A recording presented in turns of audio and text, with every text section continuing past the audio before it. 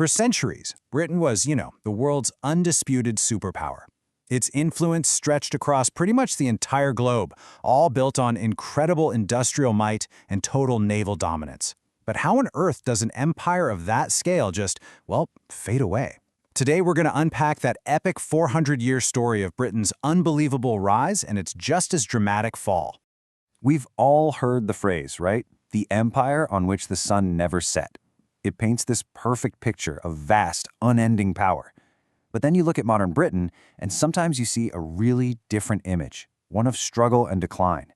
And that incredible contrast, that's really at the heart of our whole story.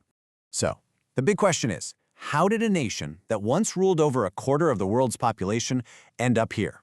Was it some slow, inevitable slide, or were there a few key moments that really sent it tumbling from the top? Well, that's exactly what we're here to figure out. Okay, so to really get this, we've got to rewind way back. Let's start at the very beginning and see how this small island nation even started laying the foundations for what would become a global empire.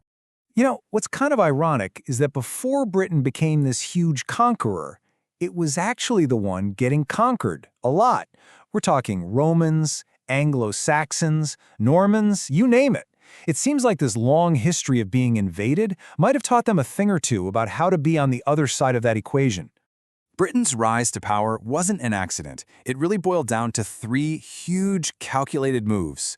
First, they had to own the seas. Then, with that naval power, they started setting up shop in the New World. And at the same time, they created the East India Company, which became this economic juggernaut, just funneling immense wealth back home. Each step was a building block for the next, creating a perfect recipe for an empire. And that defeat of the Spanish Armada in 1588, that was a total game changer. I mean, Britain's smaller, nimbler ships basically danced around the huge Spanish fleet.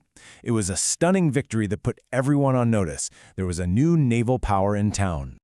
So, with that foundation set, Britain was ready for its golden age. And the Industrial Revolution wasn't just going to make it rich, it was going to turn it into the workshop for the entire planet. The secret sauce here, really, was the head start. Britain was the birthplace of the Industrial Revolution. So while all its rivals were still trying to figure things out, British factories were already mastering things like steam power and mass production. It completely changed the global economy, and they were at the center of it. I mean, this level of industrial dominance was something the world had literally never seen before. Britain wasn't just one of the players. For a time, it was the game. They were pumping out most of the world's essential industrial goods, and all that money, it flowed right back to London, bankrolling the empire's expansion. But when you're on top, everyone wants a piece of you. And that dominance created some fierce rivals. As other countries started to industrialize, the competition for resources and land just exploded. And that set the stage for two devastating world wars. And even though Britain ended up on the winning side, victory came at an absolutely crippling cost. Just look at the cost of World War I. It was absolutely staggering. Over just a few years, Britain went from being the world's biggest lender, the world's bank essentially, to one of its biggest debtors. This was the first major crack in the empire's foundation. And if you thought that was bad, then came World War II. The cost was even more insane. After the war, Britain's national debt was 270% of its GDP. Think about that. It owed almost 3 times the value of everything the entire country produced in a year. So, sure, they were victorious, but the nation was effectively bankrupt. So here's the thing. Economically shattered by 2 massive wars, Britain just couldn't afford to keep the lights on for its empire anymore. The money was gone, and honestly, so was the political will to hold it all together. The sun was, at long last, starting to set. And the moment everyone knew the game was up? 1947, the independence of India. Losing the jewel in the crown, as they called it, sent a massive signal to the rest of the world. The British Empire was coming apart, and it was happening fast. At the same time, back home, a perfect storm was brewing. The very industries that had built the empire were now old and outdated. The government brought in harsh austerity measures, which led to huge strikes. And on top of it all, society was grappling with unemployment and new social and racial tensions. The country was really struggling to figure out who it was supposed to be now. All of this really came to a head in what was called the Winter of Discontent. Massive strikes literally brought the country to a halt.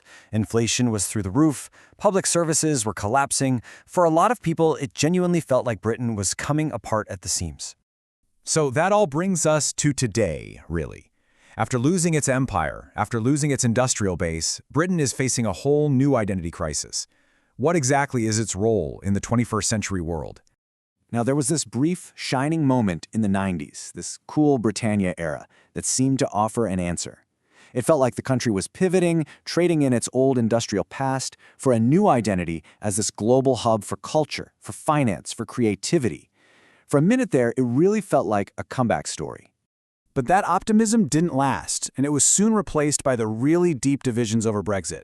The decision to leave the European Union kicked off this fierce debate about the country's future. Did it open up a new path to global success? Or, as some argue, did it just squander the chance for a real fresh start? And so, that's the question that hangs in the air today. After this incredible 400-year ride, from a small island nation to a global empire and back again, what comes next? Is Britain set for some kind of modern comeback? Or is it finally time to just accept a new, more modest place in the world? That's the challenge that's defining Britain right now.